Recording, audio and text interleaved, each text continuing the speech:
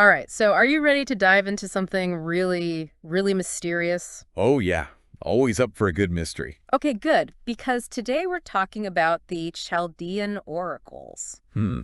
The Chaldean Oracles. Yeah, these are fascinating stuff. They really are. I know you're into this kind of ancient mystical stuff, and these oracles are it's like a blend of Babylonian magic, you know? Right. Yeah. A little bit of Greek philosophy. Yeah, and Egyptian mystery all rolled into one really, really cryptic package. Yeah, it's a really intriguing mix. And it's interesting because they weren't just some, passing fad. Right. They actually had a lasting influence on a lot of Western esoteric thought.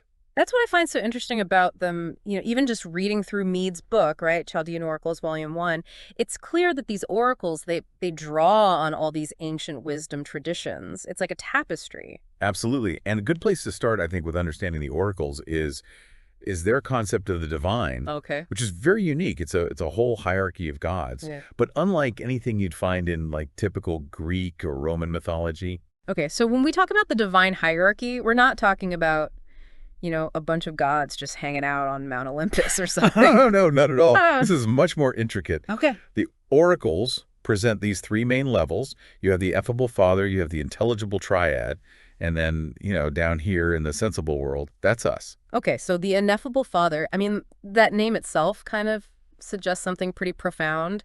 What's the deal with this top-level deity? Well, ineffable. Hmm? The word itself literally means too great to be described. Hmm. And the oracles describe this father as being and beyond intellect. Like So, beyond being, that's a paradox, right? How can something be beyond being? well, that's the point. The Yeah. Chaldean system is not saying that there's just nothing up there. Right. It's saying that the source of everything is so fundamentally different from our experience of reality Mm. that we can't even begin to grasp it directly. So it's like trying to imagine infinity. Exactly. I mean, you can't really picture it, but, it must exist. Precisely. And this idea, this concept of an ultimate source that transcends our understanding is something you find actually in mystical traditions all over the world. Okay, that makes sense. So where does this intelligible triad fit into all of this? Are they like the messengers of the ineffable father? It's more like they're emanations, a direct outflowing of the Father's power and essence. Hmm. The triad represents a realm of pure ideas, archetypes, if you will, the blueprints for everything that exists in the sensible world. Hold on, emanations. I'm trying to picture this like light radiating from the sun. Is that kind of what the oracles are getting at? Yeah, that's a good analogy. Okay. Think of the ineffable Father as this brilliant sun, and the triad as those first rays of light that emerge from it, and those rays carry the potential for everything that's going to unfold in creation. So, okay, I think I'm starting to get this. So creation in this system isn't about, a god snapping his fingers and making stuff appear out of thin air. Right. It's more like a gradual unfolding from this ultimate source. It's less let there be light and more like let there be an outpouring of divine essence that gradually manifests as the cosmos. And that brings us to, us humanity down here in the sensible world trying to figure it all out. Where do we fit into this grand scheme of emanation and divine hierarchy? Well, according to the oracles, humans occupy a really unique position because we exist in the sensible world, but we also have a spark of the divine within us. That's pretty hopeful, so we're not just stuck down here in the mud, so to speak. No, not at all. And the oracles emphasize this interconnectedness between all levels of existence. And there's this famous line from the oracles that really captures this beautifully. All things are full of gods. Whoa, okay, so it's not just that there are gods out there somewhere, it's that the divine is like woven into the very fabric of reality, even within us. That's the implication. Hmm. And this idea actually leads us to one of the most intriguing and really central aspects of the Chaldean oracles, and that's the concept of the hierarchy. Yeah. This is where things get really, really interesting with the Chaldean oracles. Because it's not just about contemplating the divine, from afar. It's about actively working to connect with it, to bridge that gap between the human and the divine. Okay, I like that. I'm intrigued, but telogy, it sounds kind of like, a fancy academic term. What does it actually look like, in practice? Well, think of it this way. If all things are full of gods, right? Right. That means that the divine is all around us. Great. So the orgy is about tapping into that, aligning ourselves with these higher cosmic currents. Hmm. It involves rituals, spiritual exercises, anything that helps us to raise our consciousness and connect with those higher levels of reality. So it's not just, sitting around hoping for a divine download. Right. You're taking an active role in creating that connection. It reminds me of certain Eastern traditions like yoga and meditation. Absolutely. There are parallels across many different spiritual systems, Mm. but the Chaldean oracles are quite unique in their emphasis on specific practices, things like working with sacred sounds and names. Yeah, now that you mention that, I do remember Mead talking about that in his book, something about chanting divine names as a way to invoke particular energies. Exactly, and it's not just any random chanting. Right. It's about using specific intonations, sometimes even incorporating, you know, particular vowels or consonants that were believed to resonate with certain deities. So it's almost like those sounds are a kind of code, a way to tune our own vibrations to match those of the divine realm. Yeah, that's a great way to put it. It's like using sound as a key to unlock a door to higher consciousness. This is making me think about, those ancient Egyptian mystery cults that we talked about a while back? Remember how they were so into, secret names and rituals? Oh, absolutely. There's Yeah. definitely a connection there. And the Chaldean oracles were transmitted in a very similar way, passed down through generations of initiates who understood the power of these practices. You wouldn't just, find this stuff lying around in a library. Right, so it's not like we can just, download an app and get a guided theurgy meditation. This is deep ancient stuff, that's been carefully guarded and passed down through lineages. Right. And it's important to approach it with respect and a genuine desire to learn. Yeah. But for those who are drawn to this path, the rewards can be really profound. The oracles talk about achieving a state of union with the divine, experiencing a kind of enlightenment that transforms your entire being. Okay, that's pretty inspiring, but let's get practical for a second. If we want to apply some of these ideas to our own modern lives, where do we even begin? Well, one of the key principles that the oracles emphasize is purification. Okay. Purifying our thoughts, our emotions, our actions.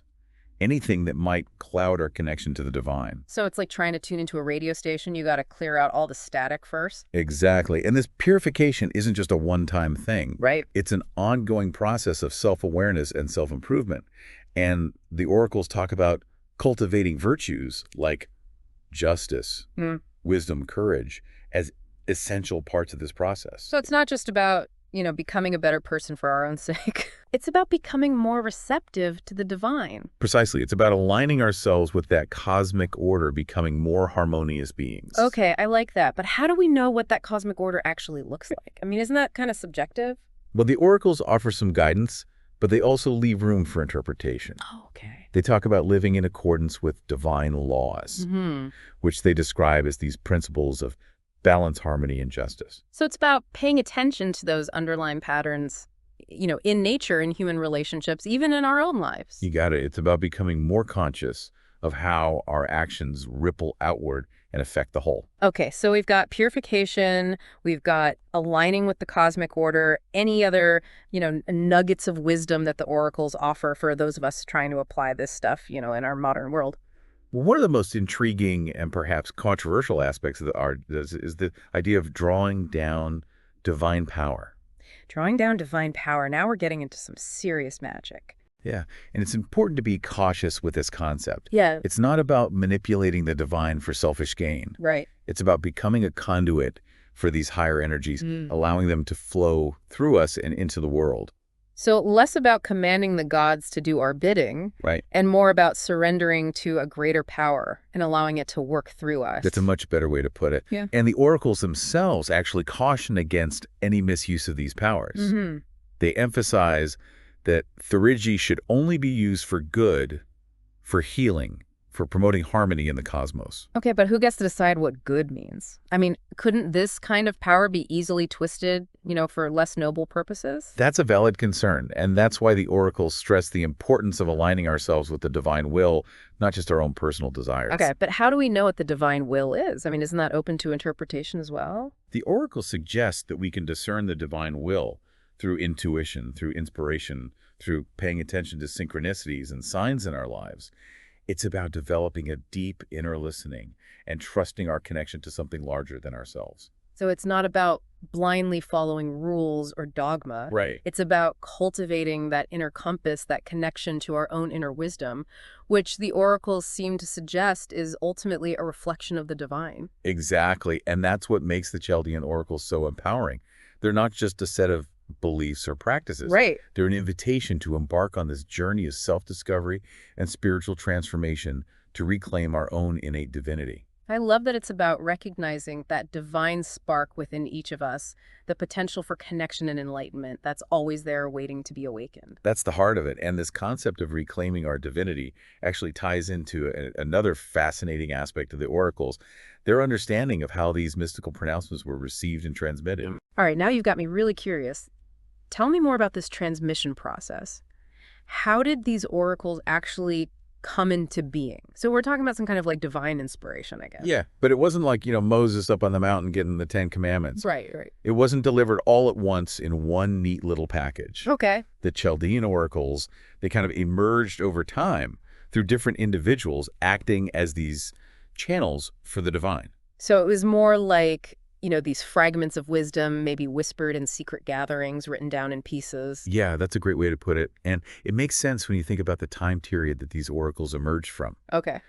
Late antiquity, it was such a melting pot of cultures and ideas. Mm. The Roman Empire was crumbling, Christianity was spreading, and all sorts of mystical and philosophical movements were popping up. So a pretty chaotic time, but also a time that was really ripe for new spiritual insights. Exactly. It was the perfect breeding ground for something like the Chaldean oracles to take root. And, they drew on all these different traditions, right? Babylonian astrology, Greek philosophy, Egyptian mystery cults. It's like they blended it all together into this, this one unique system. Exactly. And that syncretism, that blending of different traditions, is really one of the things that I find most fascinating about the oracles. Yeah. It speaks to this idea that truth could be found in so many different places if you're open to it. Right. And the open-mindedness is so important when you're studying the Chaldean oracles because it's not like a rigid system of beliefs. It's more like a collection of these, poetic fragments that are open to interpretation. Yeah, it's like they're handing us a box of puzzle pieces and saying, okay, figure this out. See what you can make of this. Exactly. And that's part of what makes them so enduringly relevant. The oracles aren't giving us all the answers. Yeah. They're challenging us to think for ourselves, to make those connections, to find our own personal meaning in these ancient teachings. I like that it's much more empowering than just being told what to believe. It puts the responsibility on us as seekers to do that inner work. Exactly. And in a way, that's the essence of these Georgie, isn't it? It's not about just passively receiving divine wisdom. It's about actively engaging with it, wrestling with it, allowing it to transform us from the inside out. Just from our conversation today, I'm already feeling that transformative potential. This deep dive has really opened my eyes to the depth and complexity of the Chaldean oracles. It's like we've just dipped our toes into this vast ocean of, ancient wisdom. It is a vast ocean, and there's so much more to explore. I'm definitely feeling that pull to explore further. But before we wrap things up for today, what are your final thoughts, on the Chaldean oracles? What's the one thing you really want our listeners to take away from this deep dive? I think the most important thing to remember is that the Chaldean oracles offer us a path to reclaim our own innate divinity.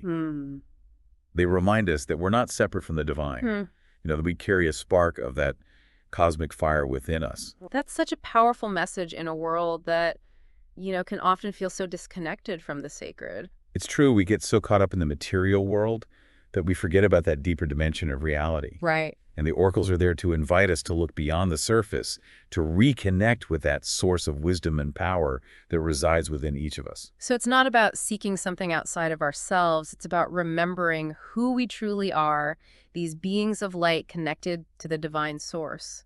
Exactly. The Chaldean oracles are calling us to awaken to that reality, to embrace our true nature, and to live in alignment with that cosmic order. And maybe, just maybe, as we embark on that journey, we'll find that the divine is a lot closer than we think. Like the oracles suggest, it might be woven into the very fabric of our being and the world around us. That's a beautiful thought to end on. It is, and it's been a pleasure exploring these mysteries with you today. Likewise, I always enjoy these deep dives. All right, until next time, may your journey be filled with wonder, insight, and that deep connection to the divine within you and all around you.